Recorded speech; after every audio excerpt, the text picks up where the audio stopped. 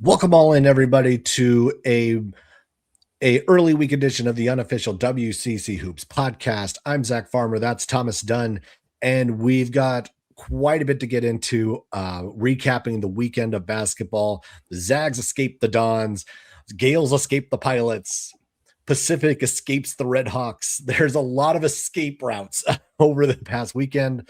We'll preview a bit of what's coming up this week. Obviously, we'll get into Santa Clara and San Francisco, the big matchup on Wednesday night, and what that's going to look like. Andy Patton from Locked On Zags will be joining us as we preview a bit of Saint Mary's and Gonzaga, their first meeting, which happens on Saturday. Neither of those teams are playing before then, so they both will have week-long breaks to prep for each other. So I'd expect some, even though they probably haven't, neither team would say they've played very well over the last week or so. I'd expect them to be pretty sharp as we get to Saturday. But let's start off with where Gonzaga was over this past week.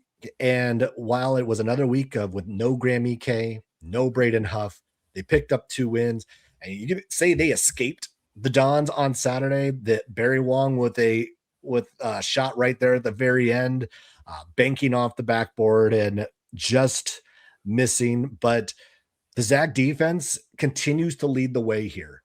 They have been great. They haven't allowed more than 70 points in the last few weeks, and they are just finding different ways to win without their 2 best players. It's when you got to find a way to win when things are not going as fruitful as you'd like it to be. And we keep crediting it to him. We talked to Theo Lawson about him. We've mentioned him in the preseason. Andy Patton's mentioned him. The Jalen Morley show. It just doing a little bit of everything exactly when you need it on a consistent basis. You think of winning basketball players, Jalen Morley is chief among them in the league. You're not going to sit here and put him in player of the year talks, but you're going to sit here and say, yes, he is a meaningful difference maker in all the hustle stats, all the winning plays that you make that don't get in the box score. Jalen Morley is chief among them. And he did it in the scoring column more or less against USF. He was the guy that brought in that consistent variety of offense, 7 of 10 for 19 points. And, you mentioned the Barry Wong end of game. I'm not going to go in and critique necessarily the shot that he ended up getting because it was technically open by the end, but you did have 29 seconds. You did have Tyron Riley did fumble the dribble a little bit. So I'm more or less, if I was a USF fan, I'd say, what was the initial play? Like, who was it specifically drawn up for? Because I don't think that's what it was. And if it was, then you're trying to run pick and pop. You saw the way they set those screens like on a repeated basis over towards beyond the 3-point line. So not so sure that was the best drawn up play. And I'd be intrigued to see where the execution didn't come up to snuff in order to get eventually into that scrimmage where Barry is firing at the end. So massive credit to the Zag defense, as you mentioned, over the course of the game. I think the big thing is they force turnovers in bunches. Ryan Beasley, the great thing about him is that he's an explosive point guard. The problem is he doesn't have a whole lot of help in creating. I believe he had 5 turnovers. Barry Wong had 4 turnovers of his own. And we mentioned in the preview show who would dictate the terms in the middle and in terms of having David Fuchs out there and plays all of 6 minutes. After a turnover, out of the game. See, it didn't see him again.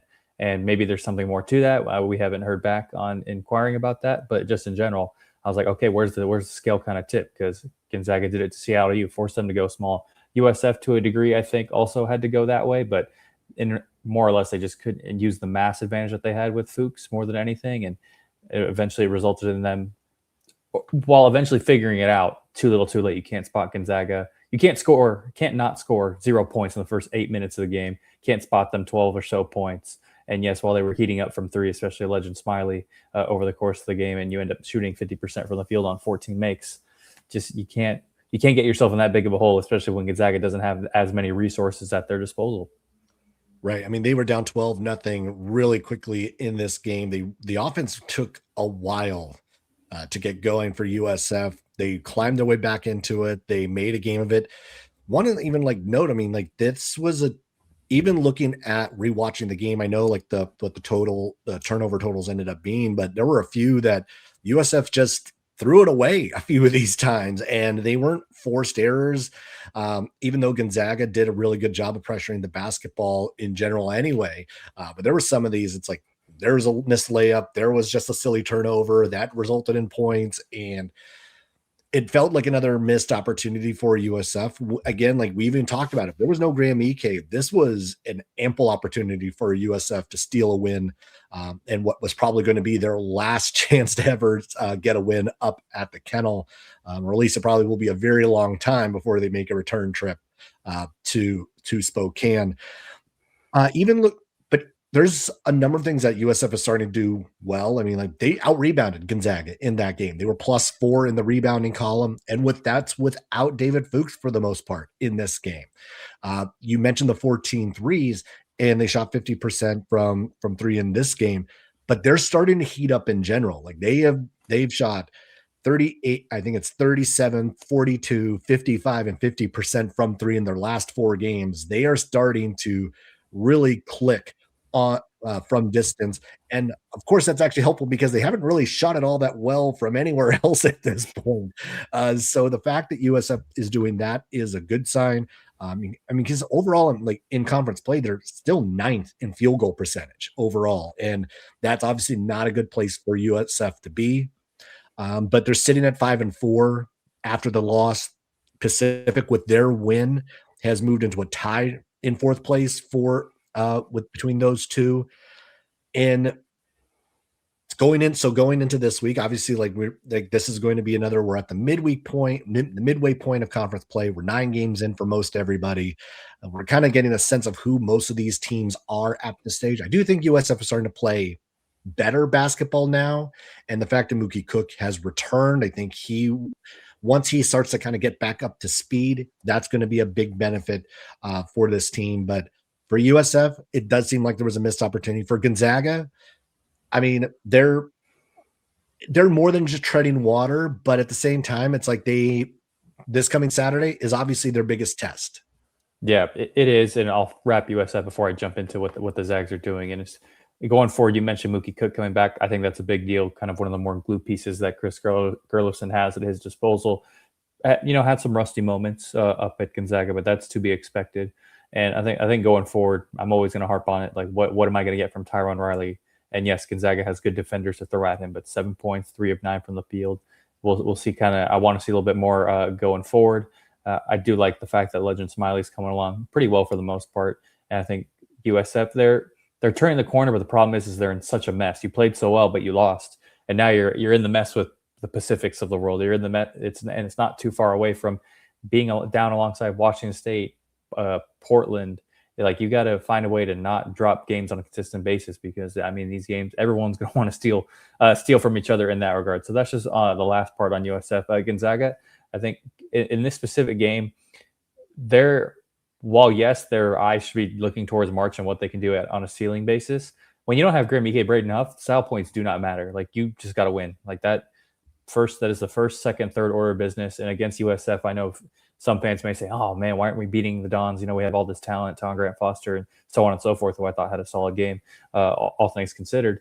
It's like, no, like these teams have mass and size and all that. Now it's like, okay, like we got to find a way to dig deep. And I think going forward, like we said, this is probably one of the first games where you saw high leverage Davis Fogel, and I think that's a notable development. And was it all sunshine and rainbows? No, but I think in totality and in the aggregate, it's a net positive for when Mark Few, if he needs to look at the bench going forward and you get into a close game against St. Mary's at home or against Santa Clara on the road. Okay, I can turn to Davis Fogel because he's someone who was an instrumental part in that win against USF. And yes, while acknowledging they did have some mistakes down the stretch, overall his contribution was in the net positive without a shadow of a doubt. And I think they're going to need him. If even with Graham Ike coming back against St. Mary's, they're going to need him to have the best version of themselves without Braden Huff. Both teams are going to be really looking for those counter adjustments, and I think Davis Fogel can be one of those guys for Mark Few. The game on Saturday, we know it's going to be a very different game because of St. Mary's size, because of their experience in that building, because this is still a team that, as of right now, is still in position to reclaim their regular season championship. St. Mary's is still the 2-time defending champion. They are coming into a building where they have won. They won last season. They won the year before. Like they've actually won a couple straight here at the Kennel. So they're coming to a game that we're obviously Gonzaga is going to be looking for some revenge on that front. And this is a little bit of a different St. Mary's group that's coming in and going to try to prove their worth and get a win here, which would obviously be their best win of the season. There's still some growing pains there too. I mean, we saw them the other night where they had to escape Portland. They did not play well in that game. Portland was in this one from until the very end. It was a single possession game with a minute left in this contest. Portland did not go away. St. Mary's could not shake this squad, and so a ton of credit to Shante Leggins and his staff for putting together a game plan to stay in this one. And Joel Foxwell, we talked about it. Now, he had an awful game against St. Mary's last time. Not so this time. 27 points, 5 assists, 7 perfect 7 for 7 from the free throw line. They got 18 from James O'Donnell off the bench. They did a lot of things well. And yeah, I mean, still St. Mary's was able to come out with a win. You're not feeling great about St. Mary's coming out of this win, even though you get another good performance from Paulus Morauskas. You get a good performance out of Josh Dent, but you're still looking for a little bit more separation there because they did not dominate like we're used to seeing against Portland. Mikey Lewis at least had a good shooting night, so that's a good sign going into Gonzaga week in a game where Mikey played very well at the Kennel a year ago.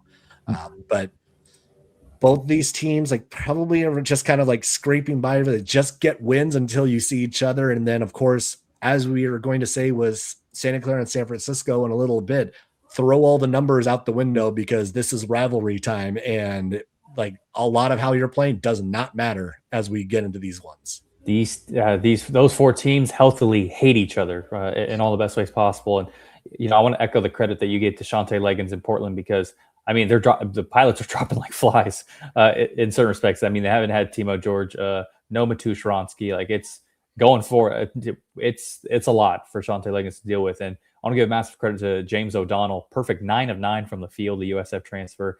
When you think of the size that St. Mary's can throw Harry Wessels and Andrew McKeever, I'm that's a notable thing because James O'Donnell was not doing that last year for the Dons. And if Graham Ike comes back, that's the one where you're okay. How good is the St. Mary's interior defense? Because it seems like it's been not under siege, so to speak, but it's been showing that it has been gettable at certain times in the season right there, especially with James O'Donnell. Credit to Joel Foxwell for recovering well. And I think that's something really notable in his development. What do you do when you see an opponent for a second time? And I think that's a really good thing to see going forward internally for Shante. Going to the Gales side of things, when I look, kind of similar to Gonzaga in the sense of, okay, you escaped, you didn't drop a game. It wasn't good against Portland. Let's not beat around that bush, but you win, you do it enough. You didn't get your March Madness NCAA tournament killing loss, but Paulus Morauskas did enough, was very aggressive from the jump, got to the free throw line quite a bit. And I think, at least for me, I always love the steadiness of Dylan Shaw.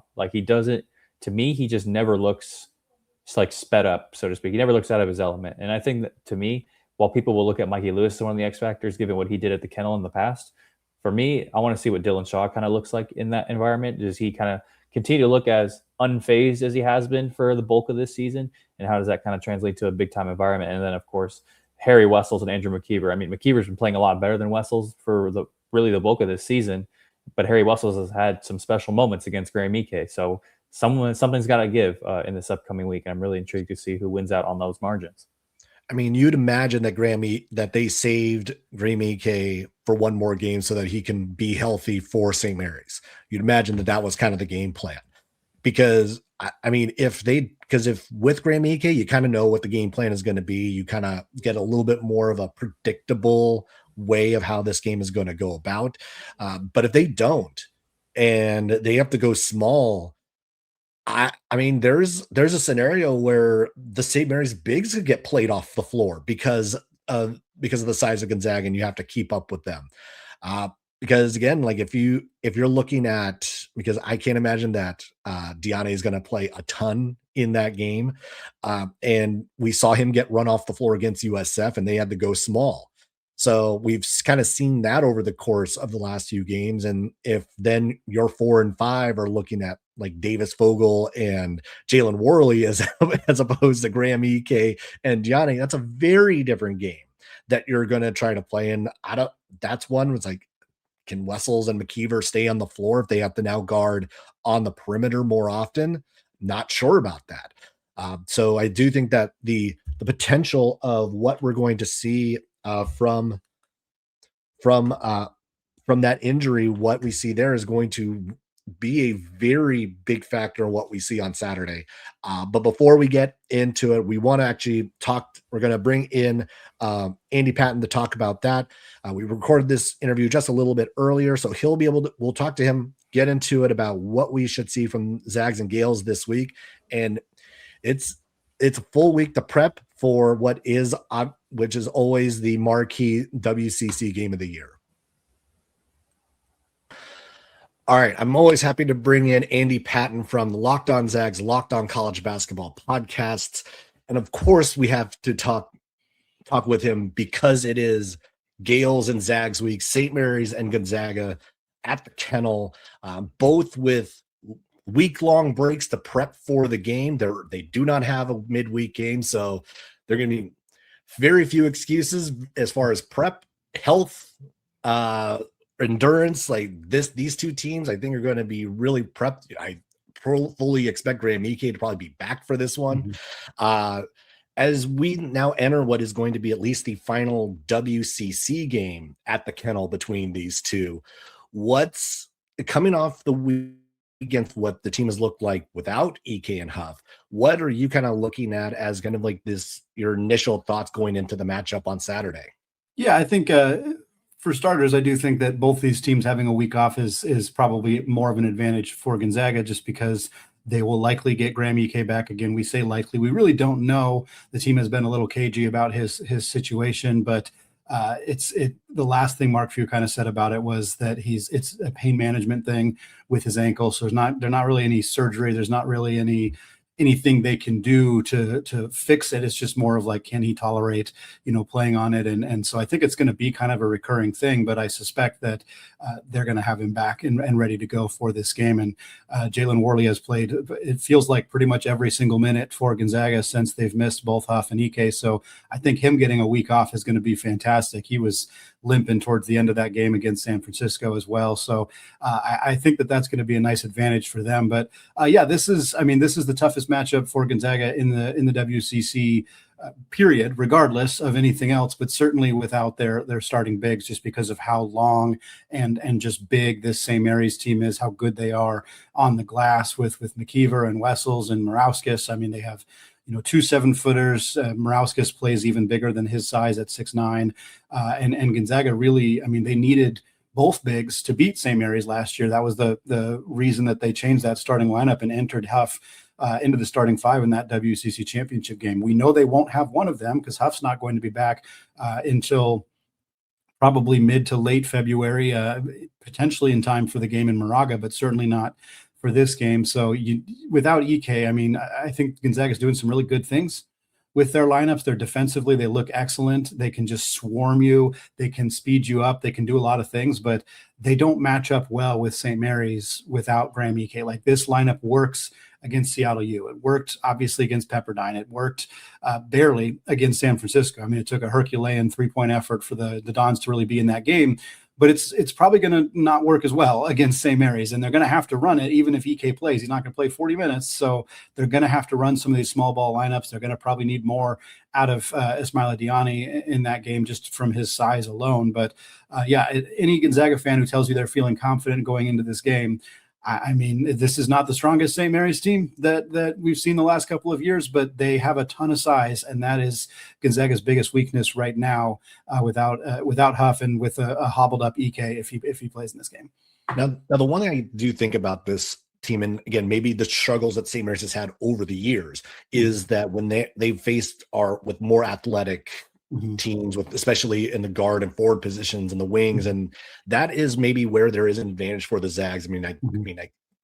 first and foremost, it's like, yeah, I think about Tyon Graham Foster and his history against St. Mary specifically, and going back to his Grand Canyon days and how well he did in the NCAA tournament against them. But even the likes of Jalen Worley, who feels like is almost like the kind of the unsung MVP for the Zags, because yes, all the attention goes to EK, goes to Huff because what they do on the offensive end, but Jalen Worley has been as important it feels as either of those two. And thinking about where he is going to match up in this game is kind of the fascinating part, because even with EK back, you'd assume that Worley might draw the Paulus Morauskas matchup, that he might end up drawing in switches or whatnot, chasing down Mikey Lewis, or like there's a number of things, because he's so versatile and can play. Mark View has said it can kind of guard 1 through 5, maybe not as many 5s as the other positions, but the fact that he's so interchangeable.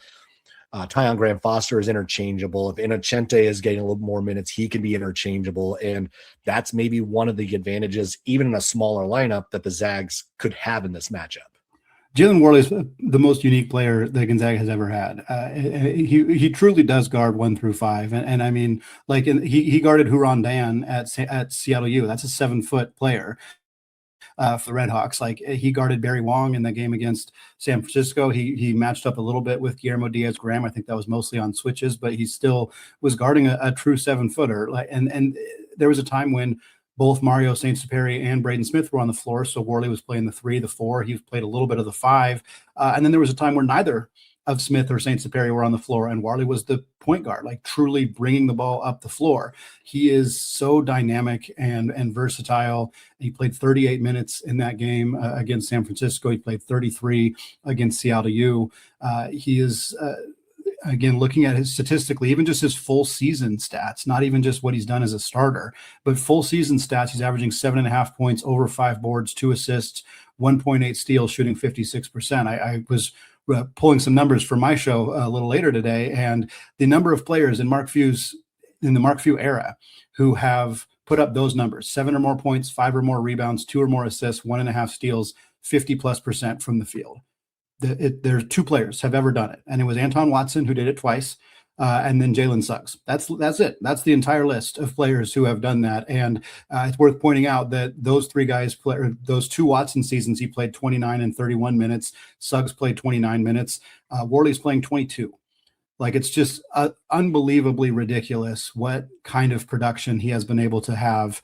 In the last 4 games as a starter, he's averaging 2.3 steals per game. The only player ever at Gonzaga to average more than 2.3 steals per game is John Stockton. Like, he has been so good defensively, so good as an on-ball defender, as a help defender, as an offensive rebounder, as a facilitator. He does all of this with absolutely no single semblance of an outside shot whatsoever. I asked a friend of mine, I was like, do you know what Jalen Worley's jump shot looks like? Because I do not. We have not seen him, like, the farthest shot he has taken this year, and I haven't checked this on Synergy, but I'm almost positive, is a free throw. I do not think he has taken a shot farther than 15 feet. And yet he is, like you said, kind of the unsung hero / MVP, at least of the last few weeks for Gonzaga. He's an incredibly unique and fun player to watch, and he's absolutely going to be a challenge for St. Mary's.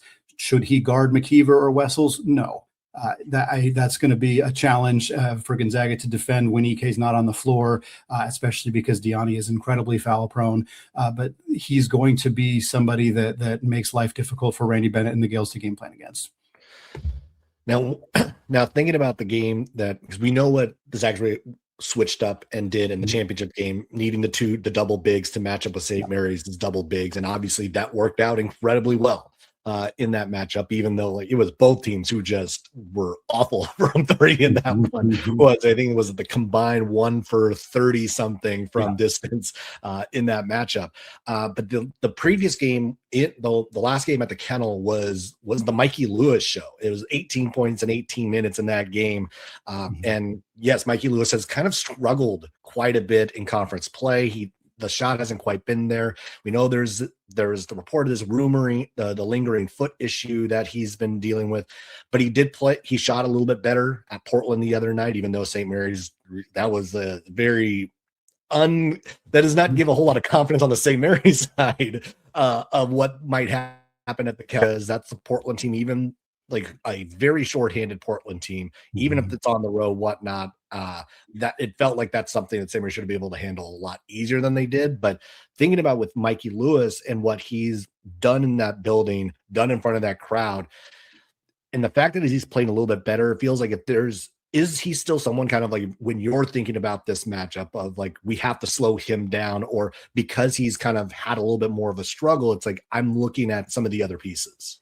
Yeah. I mean, I think I think Mikey Lewis is definitely going to be near the top of the scouting report for Gonzaga, probably behind Morauskas. And then after that, I think Campbell and Dent and some of those other guys have mixed in very well for this Gales team. But Lewis is a guy you have to be aware of where he is on the floor. You have to defend the perimeter well. I mean, again, Gonzaga's coming off a game where they gave up 14 made threes on 50% for San Francisco. Like, that just cannot happen against this St. Mary's team, because they're going to grind you out defensively. They're going to make you take long possessions, and Gonzaga's offense is frankly kind of stalled out at times without the post players, without the ability to dump the ball down low and get passes out for 3-point shots.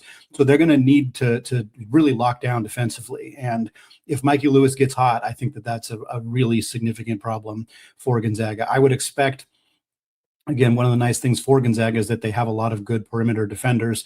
I would think some combination of Emmanuel Innocente will be on Mikey Lewis. I think he's the best on-ball defender on this team, as long as he doesn't get too hand-checky. I think you'll see some of Mario Saint-Superi on him as well. I think you might see some Adam Miller on him. He's probably not the strongest perimeter defender, but he's strong.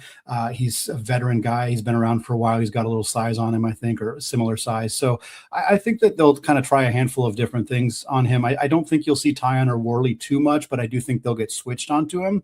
One of the fun things about watching this Gonzaga team is teams kind of go into their offense where they do a lot of ball screens to get switches, and it's like you'll have Innocente guarding Mikey Lewis, and then they'll get a screen and they'll switch, and now you have Jalen Worley guarding Mikey Lewis, and it's like, well, that didn't work. I remember CLDU did that, where they did 2 different screens and went from Innocente to Worley to Grant Foster, and it's like, well, you're not getting any more. You're not switching a worse defender onto you, and I think Gonzaga has the ability to do that. They don't have any guards that you can totally just expose. I think Steele Venters is probably their weakest perimeter defender, and frankly, he probably won't play very much in this game because of that, because St. Mary's will try to go at him and attack him, and will probably succeed. Braden Smith and Mario are decent defenders for point guards, although they are undersized. I do think that you'll see a handful of different looks thrown at Mikey Lewis, but a challenge for defending the St. Mary's team is that the rest of their backcourt has a lot of length as well. And I think that could create some challenges for Gonzaga. And now you bring up like the switching again. Like, we know St. Mary's uses that ball screen heavily in that offense. So now again, like, if you're thinking it's going to end up being the switch on Graham Ike, maybe that ends up being the advantage, because that's what happens. But if it is you're right. If it's Jalen Worley gets switched up, or if it's Grant Foster, or if it's Innocente, like, you're not really like moving downward in the quality of defense you're going to see in that one. But you brought up Mario Saint-Superi, because it almost feels like to me, like, look, that's almost going to be one of the more fun matchups, is saying Saint-Superi and Dent go back and forth at each other, because both of these guys, like, I mean, Saint-Superi came in with a resume. Like, he came in really highly touted out of Spain, and he has shown a lot of that promise, a lot of that success very early on for the Zags. And Josh Dent didn't just like come out of nowhere. Like, I think he was one of the bigger question marks for St. Mary's coming into the year. Coming out of the fact that he didn't play much a year ago as a freshman, you don't really see too many underclassmen taking over the point guard role for St. Mary's this quickly. And Josh Dent has shown that he is a wildly capable point guard, has had some great moments. Yes, he's struggled from time to time, and you would expect that from a young guard.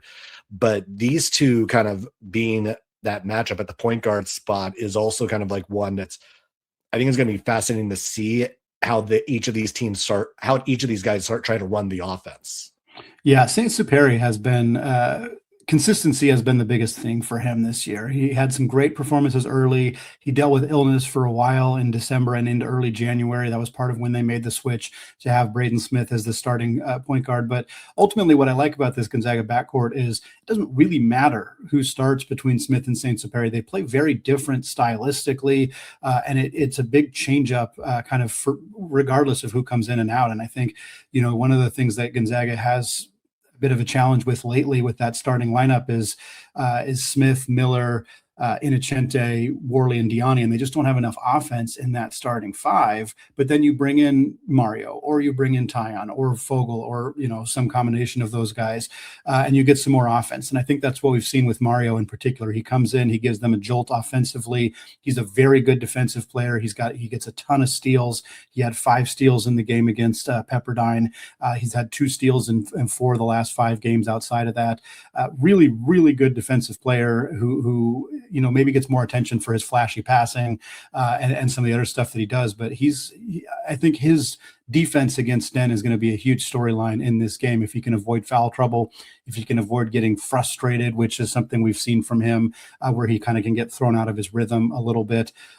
His upside, his peak performance is as good as some of the very best guards that Gonzaga has had. He just isn't bringing that peak performance very consistently. And I can tell you with a lot of confidence, EK's health and Worley's performance and Tyon, there's a lot of things that are going to impact this game. But I think very strongly, did Mario have a good game? Did Mario have a bad game? I think that you could probably look at that and tell whether Gonzaga won the game, because I think it's going to be a huge, critical part of this matchup on Saturday.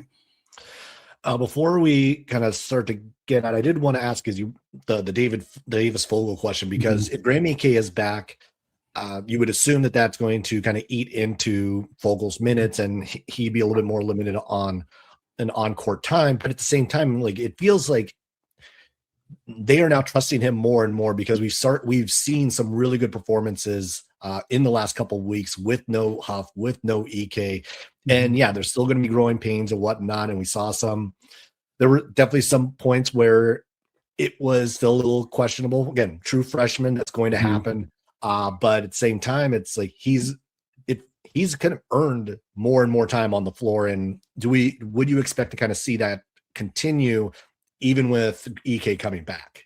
Yeah, I'm intrigued by that, because we had one game where we didn't have Huff and we did have Ike, and that was the Washington State game. Fogel played 13 minutes in that game. That's obviously more than he had been playing. He'd been playing pretty much almost entirely in garbage time prior to that. So he was clearly a part of Gonzaga's rotation in that Wazoo game without Braden Huff. And then in the 3 subsequent games without Ike, he's played 24 minutes, 25 minutes, and then 32 minutes against San Francisco.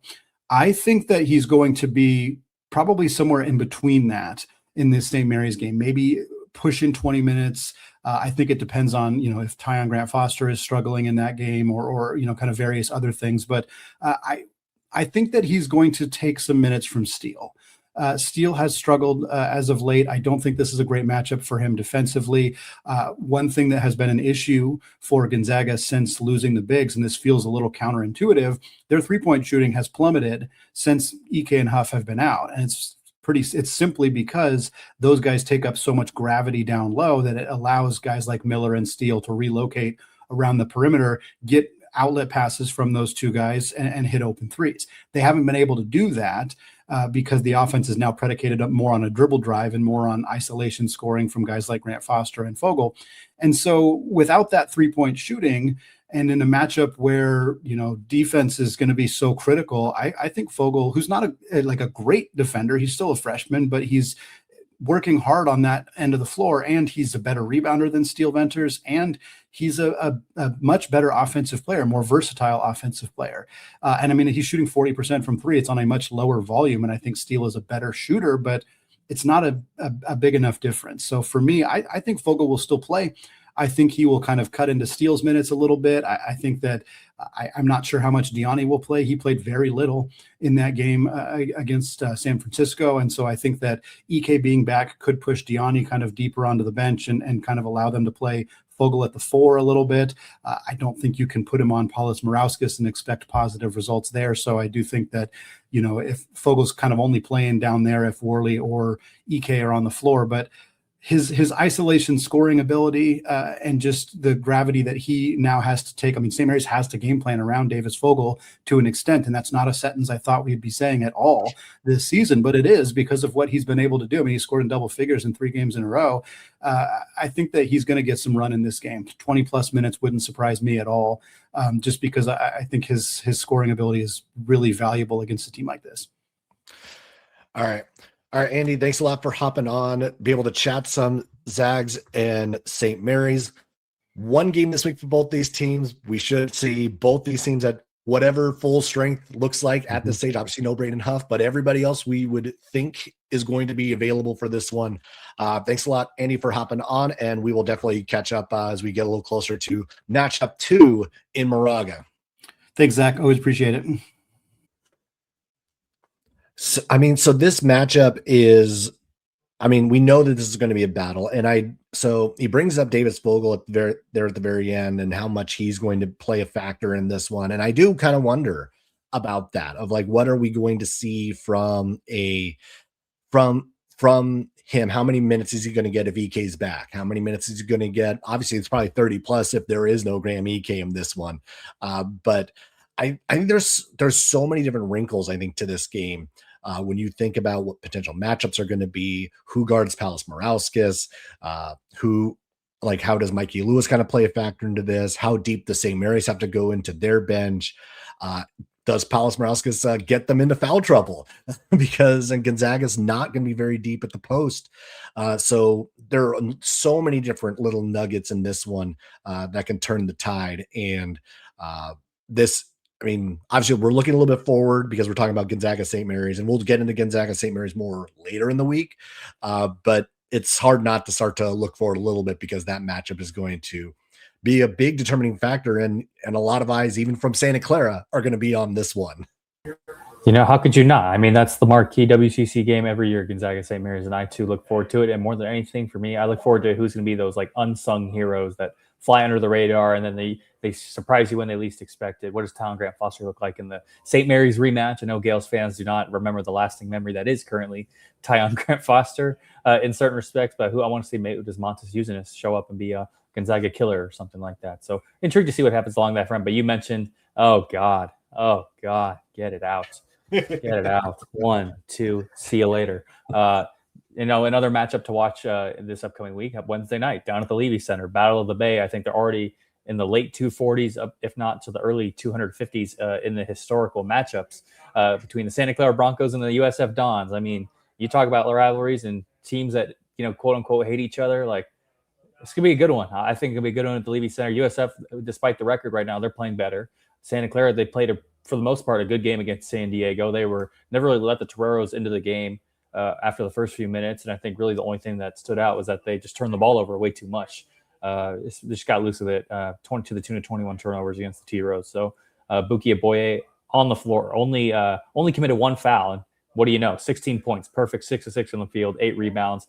One of the best Bronco players on the floor that day, Christian Hammond, Elijah Mahi, and Alan Graves continuing in double-figure scoring. And that's the best version of the Broncos, balanced attack with Christian Hammond, his gravity changing things up for everybody else. And Buki Aboye staying on the floor against USF is going to be a big-time deal because he's got the size, he's got the height over all the USF bigs, and the mass difference is not big enough other than against David Fuchs. So really intrigued to see how that operates. And I know both fan bases want this one bad. They really do, and they should, because who doesn't want it when it comes to these types of rivalries? Doesn't matter how you get it. If you win 2-1, or if you win 100-99, they want to win. You think about this match. Santa Clara is 11-0 at home. They're in a stretch where this is going to be their only home game in the next 5 games. They won the first at San Diego. They have this one at home, and then they are on the road for the next 3. So this is a big one for Santa Clara to be able to get this one.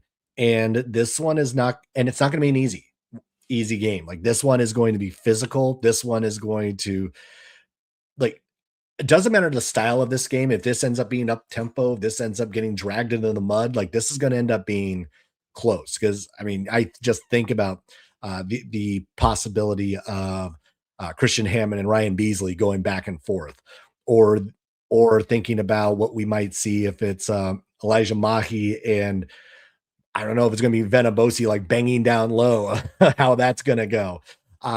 Because I mean, Santa Clara is deeper, obviously, than many years past. And think about just like how many guys that they can go to, whether it be an Alan Graves coming through, a Sash Gavalugov coming through. Like there's so many, like Jake Ensminger coming through.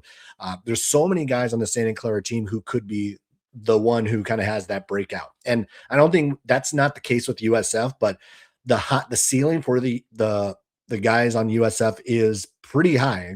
Again, like we see Mookie Cook kind of get back to his form.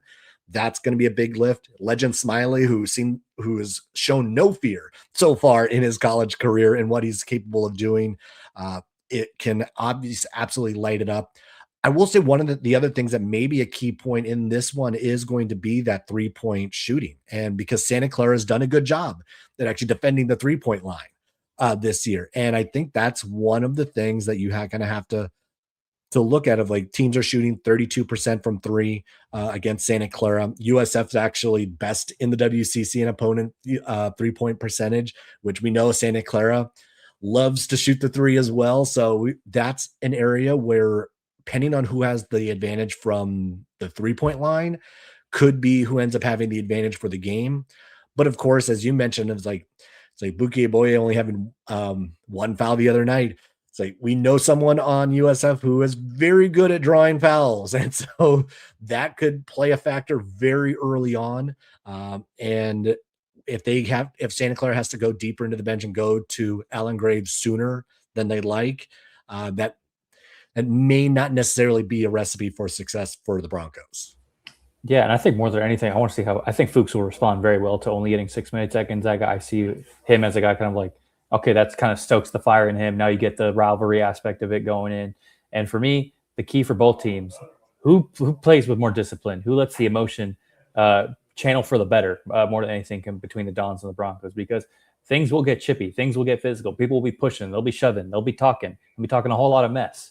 And, who's going to dig down, dig deep, and find the plays that happen, all within the bounds of the game, and not drawing technical fouls, not pushing when the referees are looking right at you, not getting a cheap technical when chirping after making a three. So who comes with the right discipline? And that not only comes from the off the floor approach, but also, like you mentioned, with defending the three, reckless closeouts. Nobody needs to, both teams, no reckless closeouts, no cheap fouls after the shot's gone off. And especially touch fouls 30 feet away from the basket. If you're from Santa Clara, I know you want to imprint the physicality, but you have to do it within a modest approach. And I think you want to make SportsCenter for the right reasons. That is true. All right. Not to say that it was Alan Graves' fault, the other time, but that's that's part of the equation. And I'm really intrigued to see how both coaches kind of work around the emotion aspect within this rivalry game. So, it'll be a good one. I'm excited.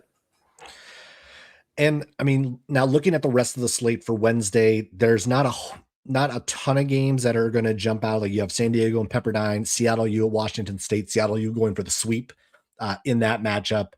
Portland and Pacific is going to be interesting. And then we have Oregon State at LMU. And that's, we talked about it last week. We were looking over the schedule of like, this seems like a battle of teams who desperately need a win. Both of these squads, think about LMU 2-7 right now in league play. Oregon State, we know what they're like on the road. Both these teams are going to be in need of something, and you don't want to harp on it too much, but it almost feels like if there's one of these games where you want to watch just to see maybe a car wreck, this might be the one. Yeah. Well, somebody has to win the game. Somebody does have to win it, and so we'll see how it goes. I know you might spotlight that. I want to spotlight Seattle U because they had a close loss to Pacific, and a credit to Pacific for holding on a 14-point lead with 6 minutes to go, and then they only score 5 points the rest of the game. They hold on for dear life, and in a battle of who could try and drag themselves out of a mud fight that is. So credit to Pacific for doing that and trying to now correct the wrong that they had up at the Child Center earlier on in the season. And for Seattle, you go in and trying to, I guess, really cement yourself as one of the mainstays to play with in the state of Washington within the WCC for the rest of this season. So that's what I kind of look like more than anything. See what the Redhawks can do on the road this time down at Beasley Coliseum. Washington State's going to want to have something to prove after losing that other game at Climate Pledge. Yeah, you mentioned Pacific trying to avenge that Portland game. 9-0 Pacific is at home. They've defended Spanos center well. And again, like they could be in a situation, they pick up a win and USF loses on Wednesday. They will move into sole possession of fourth place in the WCC. And as we know, because of the way the tournament is formatted, and yes, we can start thinking about who's going to be getting buys and everything else, like that becomes a critical spot because 1, 2, and 3 seem pretty much set at this point. As far as like who's going to be the 1, 2, and 3, who gets 4 is still up in the air. Who is going to claim that 4th spot, get that bye into the quarterfinals is a critical juncture in league play, and Pacific looking with an opportunity to at least take a early step into claiming that right now. Obviously, USF has an opportunity to keep pace with Santa Clara on Wednesday, but at least on paper, it feels like it's Pacific who is starting to make the moves right now because they're starting to play, I think, a lot better than we saw early in conference play. Yeah, they are. They've started to figure it out, and I want to make sure I believe it. TJ Wainwright recently got over the 1,000 career point mark, so massive credit to him in doing so. And going back to that Seattle U game, I mean, it's not often Pacific's going to win games with the way Elias Ralph got taken out, for lack of a better phrase. And credit to the Tigers for having the lead and then eventually holding on to it down the stretch. You know, with Elias Ralph, this is not something that happened last year. Ralph was taken out of the game offensively. Well, that's it. Tigers are not going to win the game. And now, like, finding ways to win when it's not going so hot along that front, that's a big time deal, and that's a big time development for Dave Smart crew. So really intrigued to see how that plays out. They got to get it against Portland. I think that's one, not only for your get back, but two, like you mentioned, in terms of the seed line. I mean, this WCC tournament is now it's a month and change away. Like this, we are coming up quick to it. I've already made some of my plans to get out to Vegas for some of the tournaments. So very excited to get towards it and look forward to it. It's a big time game. It's like, it's not always the games against Gonzaga and Saint Mary's that magnify the most. It's the ones that you're doing against your peers and ones that you're supposed to, quote unquote, take care of business against. So really excited to see what happens for Pacific going forward. And looking forward a little bit, obviously we'll get to St. Mary's and Gonzaga later in the week as we start to preview that matchup, but also Saturday. I mean, again, can't overlook some of these other contests. Pacific is going to be heading to San Francisco on Saturday. That is going to be a big, big matchup on Saturday. And then it's now turned into a potential trap game, Santa Clara at LMU, trying to avenge their loss down at Gersten from a year ago. As we know, that did not go Santa Clara's way, and probably one of those games that you could have made the case may or may not have been one that could have put them in better position for March last year. So an opportunity for Santa Clara. Obviously got to take care of San Francisco first before heading down to LA and looking to avenge that loss as well. As we wrap it up, any last thoughts as you think about San Francisco, Santa Clara on a Wednesday night? Those of you who are at the Levy Center, I will see you there. I've heard lots of people from my circle will be making the trip down there. I think I'm excited to see what USF contingent makes it down there, because I know the return game next month, a lot of Broncos make the trip up to the city. So really, if you see me down at the Levy Center, go say hi. You know, we appreciate all of you who listen in on a consistent basis, even if this is your first listen or your 10,000th listen. We appreciate it, and we look forward to catching you guys. Zach, you're going to spoil the news of where you're going to be Saturday? Well, I will be also traveling, and I will be at the Kennel on Saturday night to see St. Mary's and Gonzaga, which is obviously the last time St. Mary's will be there playing a WCC regular season game. So that will be a lot of fun on Saturday. And we will be having our WCC live on Saturday, TBD on some of the details, but we will be we will be recording, and we'll be having a show for you on Saturday as we prep for those games. Obviously, big one being the Zags and the Gales, with first place on the line in that one. Yeah, could end up with a 3-way tie by the end of Saturday. I'm down. Let's do it. Let's sign me up for that. So yeah, no, if you guys see either of us over in Spokane or down in Santa Clara, come say hi, flag us down. We'll be excited to chat some WCC hoops with you all. And we look forward to, because now it's getting into WCC crunch time. We're hitting the back half of the conference slate. Like let's go. It's time to put up or shut up. And I'm really intrigued to see what teams are up to the task. February is around the corner. We can smell March. It is nearly here. Yes, we can. Like John Rothstein says, we sleep in May. Like, it's time to get down to business. Absolutely. All right. Well, thanks a lot for everybody for watching, tuning in. Be sure to hit the subscribe button on YouTube, Spotify, Apple Podcasts, wherever you listen to the show. Follow along on social media at unofficial WCC Pod. That's Thomas. I'm Zach. Thanks for watching, everybody, and we will catch you later.